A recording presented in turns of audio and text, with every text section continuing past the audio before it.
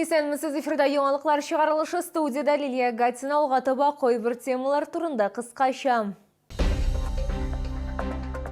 Бошта янгын башлануунары шортлау була Мәләкәс Арьягы микрорайонының 21-09 йортында гадәттән тыш хәл булган. Шолдан 38-нче шефлык ярдәмен җибәрделәр. Ватанны саклаучылар өчен нәрсәләр җыйдылар. Бошта янгын башлануунары шортлау була, шулай итеп Вилю идарәче компаниясе торакчылары гадәттән тыш хәл турында сөйлиләр. Ул Мәләкәс Арьягы микрорайонының 21-09 йортында булган.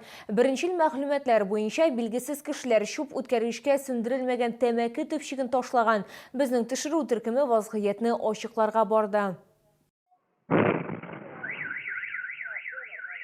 Бу Мәләкәс Арьягы микрорайоны 21-09 йортының 5-нче подъездының акыллы домофонының кадрлары. Аларда шортлау мизгеле төшерелгән иде. Шортлау, аннары кара төтен. Бәхеткә каршы берсе дә зыян күрми.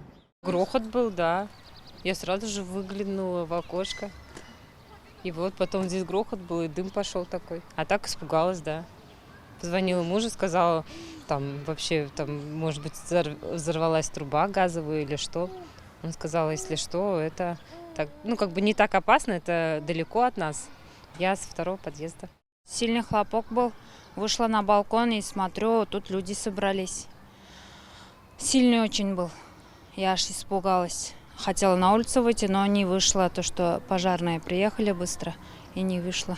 Шартлау соңрак яңгырый. Вилю идарәче компаниясе хезмәткәрләре сөйләвенчә, янгын башланам. Торакчылар фаразлавынча, бирдә яшәүчеләрнең кайсыдыр чүп үткәргечкә сүндерелмәгән тәмәке төпчеген ташларга мөмкин. Гәрчә җәмәгать урыннарында, подъездларда, лифтларда тәмәке тартуны тыю турындагы белдерүләр эленеп торса да.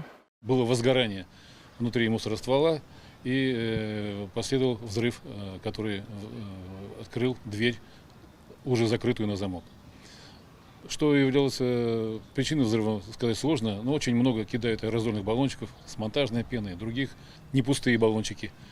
И, видимо, это взорвалось. Пытаюсь все это отмыть, но мне кажется, уже ничего не отмыть здесь.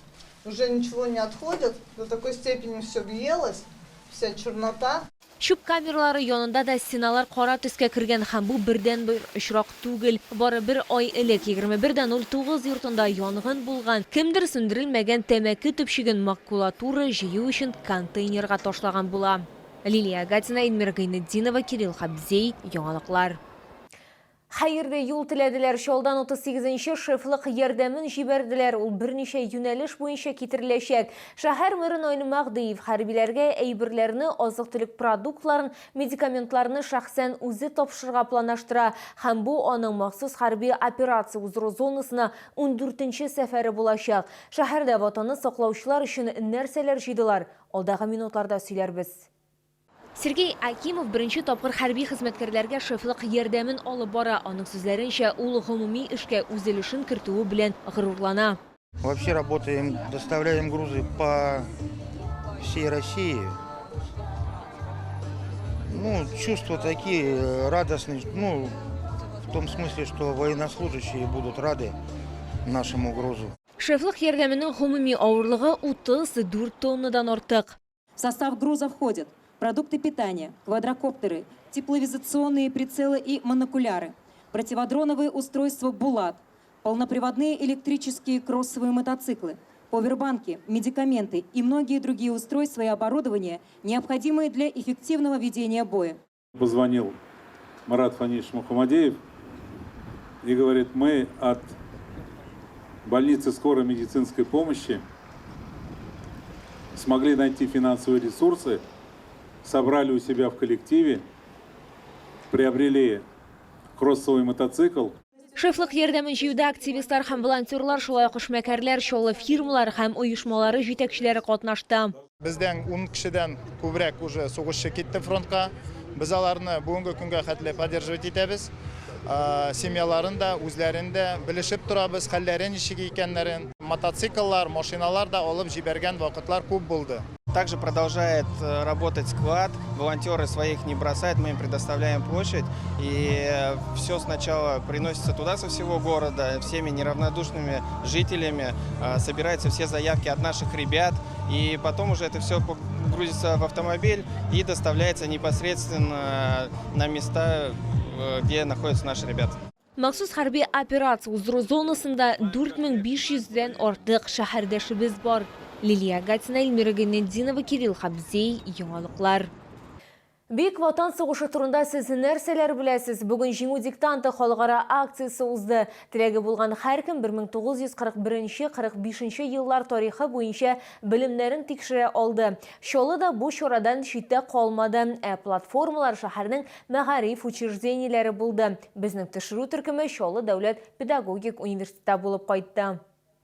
Büyük Vatan Soğuşı tarixi boyunca bilimlerin tekşirge tilevçiler şul kadar köp idi ki katnaşuşçılarına ayırdılar. Şolı Devlet Pet Üniversitet'te olarga 2 auditoriya hazırlaganlar. Наш университет уже в 7-й раз является площадкой для проведения диктанта Победы. Мы принимали участие, начиная с 2019 года. Наши студенты всех факультетов, преподаватели, сотрудники, ветераны и гости нашего города ежегодно приходят к нам на площадку для того, чтобы принять участие в написании исторического диктанта. Katnaşuşçılarga 25 sorauga jawab berge kerak edi. Моңа оларга 45 минут вакыт берилди. Теләүчеләрнең күбесе җиңү диктантын язуда беренче тапкыр гына катнашмый. Участие в данной акции я принимаю с 9 класса. Сейчас я студентка первого курса Набережно-Челнинского государственного педагогического университета. Диктант писать на самом деле тяжело. Он не такой легкий, не такой простой, что требует действительно подготовки. Мой отец был участником Великой Отечественной войны. Он в 18 лет добровольцем ушел на фронт и вот вернулся живым с войны. И тоже рассказывал, как проходили военные действия. Вопросы сложные, но я думаю, возможно, каждому ответить. Использую знания школы и также то, что изучали на первом курсе. Үз нәтижеләренне diktantpobeda.rf сайтында белергә мөмкин булачак. Алар июньдә әзер булачак. Лилия Гатина, Эльмира Геннединова, Кирилл Хабзей, Яңалыклар. 9 майга кадәр 2 атнадан аз гына кимрәк вакыт кала. Бөек җиңүнең 80 еллыгы алдыннан 39-нчы комплекста активистлар тантаналы чара үткәрделәр. Бәйрәмнең төп кунаклары фронтовиклар, тыл хезмәтчәннәре, сугыш баулары, махсус хәрби операциядә катнашучыларның гаиләләре, шулай ук безнең төшерү төркеме булды. Bu şaranın bir kilmirip, bir kütüp alıp, bir hürmet eden. Benim etiyim soğuş yılında yatıp kaldı 7 yıldan. Bir paşutlu soğuşkan.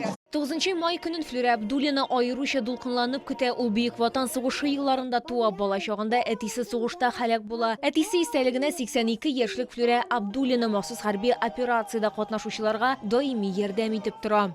Бик шатман, шушындай хөрмәт итеп, безне ургайган көнебездә хөрмәт иткәнегез өчен рәхмәт балалар. Сезгә мондый сугыш елларын күрергә насип итмәсен. Илебез тыныч булсын, күгебез зәңгәр булсын, җиребез сушла ямь-яшел булсын, суларыбыз агып торсын, кояшларыбыз чыгып торсын, айларыбыз төннәрен балкытып, яктыртып торсын. 80 ел элек бер бәлә барлык кешеләрне туганлаштырган ул сугышта халкыбыз ватаныбызның бәйсезлеген саклап бөек җиңү яулый. Это мирное небо, это благодаря этой победе, то, что нет фашизма. Сейчас, конечно, в мире опять где-то кто-то поднимает голову, но мы не остановимся, мы не можем этого допустить. Будем делать все для того, чтобы цели были достигнуты. Мы победили, этот раз тоже победим. Аллах берса, дай Бог. Желаю всем здоровья, а нашим ветеранам низкий поклон.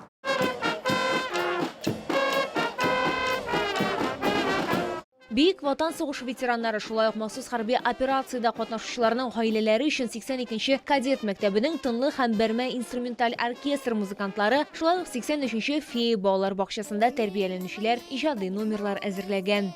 Барлык үткәрелгән чаралар безнең балаларны кичкенәдән үк өлкәннәргә карата, ватаныбызга карата мәхәббәт, тугрылык, шикелле матур хисләр тәрбияләүдер дип уйлыйм. Төп бәйрәм чаралары 9 майга планлаштырылган. Лилия Гатина, Сергей Вильданов, Яңалыклар.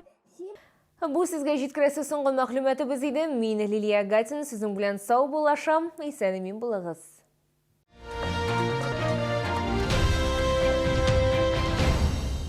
Приглашаем на зеленую неделю с 25 апреля по 1 мая. Саженцы, рассада, дачный инвентарь на выставке ярмарки «Дача, сад, огород» ВЦ «Экспокама». Гель для стирки 669,90. Это победа.